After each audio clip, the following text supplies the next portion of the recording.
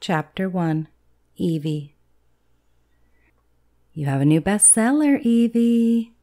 Mary Beth is not only my editor, but she's my best friend. She tells me like it is, but she also makes sure that she strokes my ego a little. Do you think this book is as good as the last one?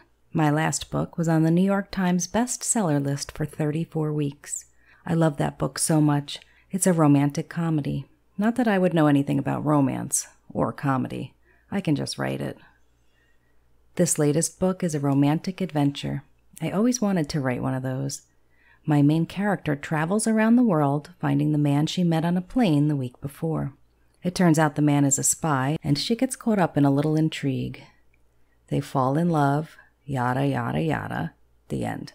Of course, I had to write about the sex in these books. You always have to do that, or you lose a bit of romanticism. What would I know about sex? Absolutely nothing. I am not a virgin, mind you, but I haven't had the great sex that I write about in my books. Seriously, who does? The women in my book are always world travelers with a lifetime of experience. I never want to write about women who need a man to make it through their lives. No damsels in distress for me. Even my latest character, she's a multimillionaire, loves to travel, and lives her life the way she wants it. My books take on a life of their own when I write them. I start with a concept, then let the words flow from me. My first book took me 3 months to write.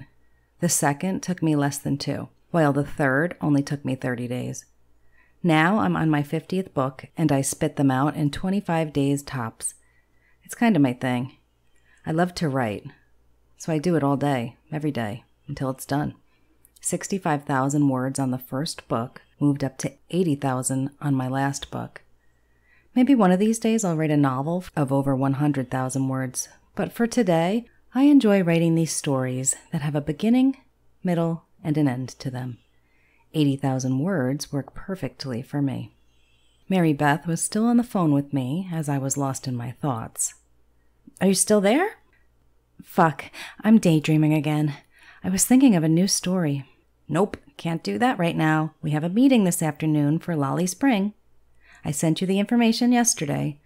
I remember, but I really hate these meetings. It's always a producer who wants to turn one of my stories into a movie, but change everything about the story.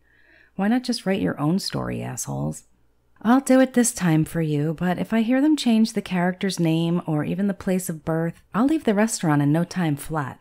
Who are we meeting with again? Christopher Redmond. You must be kidding me. The lesser known of the Chris actors? The one who has been in and out of every Hollywood female's bed over the past year? The one who is such a prick? He did an interview last year talking about how he liked to rewrite all of his lines. Every writer finds that pretentious and offensive. Nope, not gonna happen. Come on, he really likes the book. He has even written a glowing review of it online. She sends me the review and I still don't buy it. He went to rehab and now he wants to shed that bad boy image of his. He thinks your book is the perfect platform for him. Give him a chance. He seems really sincere. I take a deep breath and I can't believe I'm going to say yes to this. If he wants to change anything in my story, I'm out of there. Lolly is an important character to me. She's based upon my best friend in high school. Lolly died of cancer, and she has been my inspiration for years since she died. The character names may change, but they are all my best friend Lolly. I won't let it happen, I promise. I'll pick you up in 30 minutes, Evie. Just breathe. Everything will be fine. Thanks, MB. See you then. It's easy for her to say this. She's just my editor and agent. She has other clients. If I say no to this, her life will go on. If I say yes, she's going to make buku bucks. Why did it have to be Chris Redmond, though? He has so many demons. He looks nothing like I pictured Roberto. I don't even know if he's Italian. I wanted a tall, dark, and handsome man to play the character.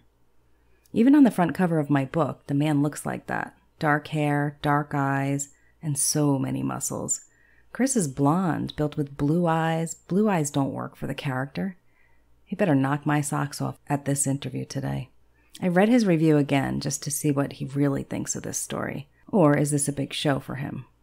I have to tell you from the get-go, I loved this story. There was so much love between Lolly and Roberto that it made me think of my own parents. One of these days, I hope to have a romance like this. People may think because I only do action films that I don't have a soft side. This could not be further from the truth.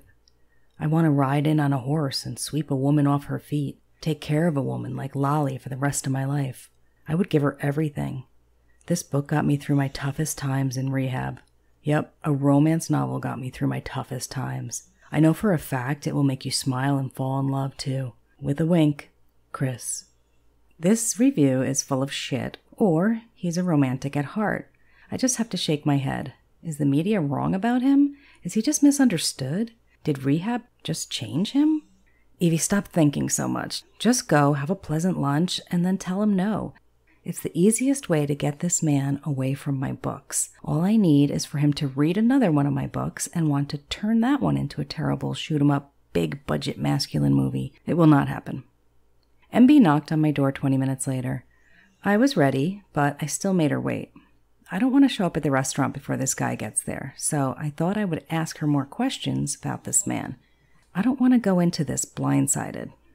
Why does he want to make a movie out of my book? He likes it. It's also a brilliant book. Not that I'm biased or anything. Did you read that review of his?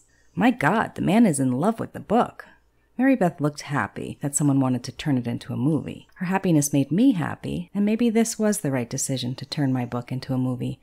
I'd love to write and make women happy reading it. So when a man says he loves it, my ears perk up. I did not write this book for a man.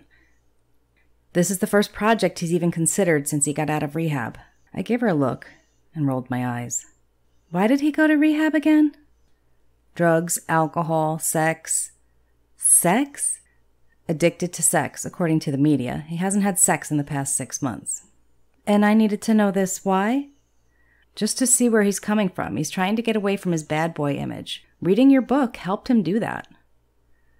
Okay, stop. It's just a book. It's not just a book to me. It's a lot more than that to me. This book is about my best friend and how her life never was complete. Heck, it's a part of me too. And I don't have a complete life either. Let's have lunch and talk it over and maybe make ourselves a new friend. She's right.